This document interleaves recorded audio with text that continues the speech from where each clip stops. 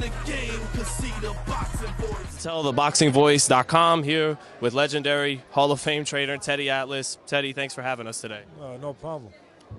What was your reaction when Tim Bradley, who is one of the best pound for pound in the sport, came to you and said, Teddy, is that how it worked? Did he come to you and say, Teddy, I need you to train me?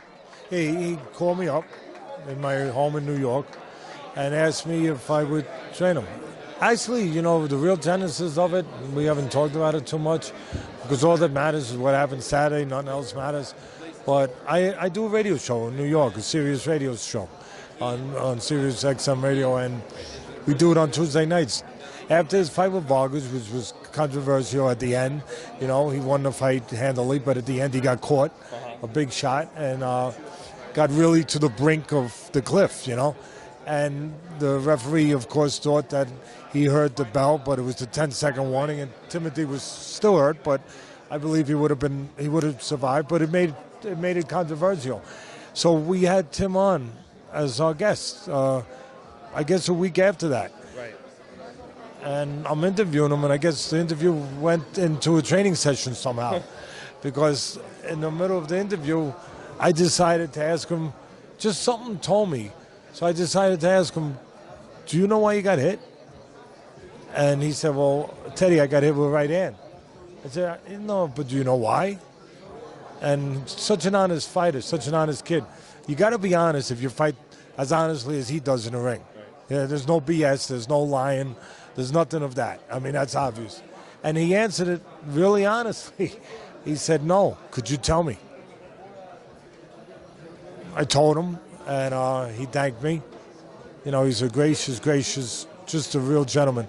And a few weeks later, he called me up and said, would you consider coming back into this end of it, you know, out of retirement of at least training, and train me. So I wasn't ready to commit to it. I didn't know that I would be asked. I didn't give any thoughts of doing this again.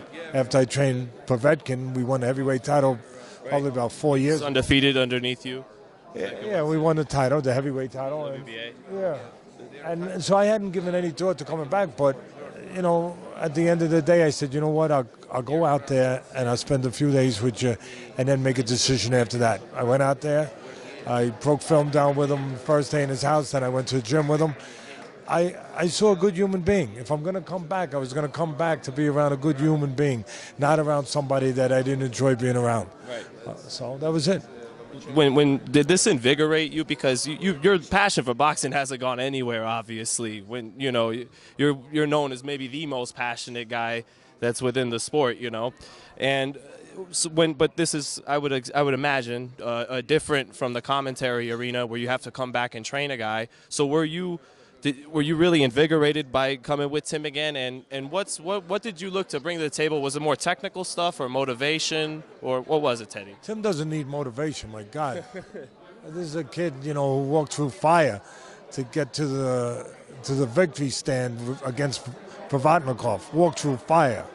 No, he doesn't need motivation. I mean, he's one of the gamest, if not the gamest fighter in the sport, and knows what he fights for. And knows how to win. But technically, he needed to stop getting hit with those big punches that would bring him to the brink. The brink. You know, I always say on ESPN, Friday Night Fights, you know, now we don't do Friday Night, we do it in collaboration with PBC once a month, bigger fights. But I always say that I never judge a fighter's age chronologically. It's by the amount of punches, hard punches he gets hit. Right. And every fighter only has so many. And, you know, he was taking some big punches, and something had to be addressed about that. Something had to be done about that. And he understood that. And that, obviously, that was my first call of business, is to show him why he's getting hit with these shots and eliminate the technical habits of why he's getting hit with those shots. Now, as far as your first part of your question, did it invigorate me?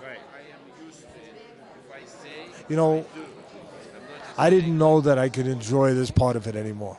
Really? No, I didn't. I mean, I walked away from it because I got disappointed. Not by the fighters, what they did in the ring, but their decisions outside the ring.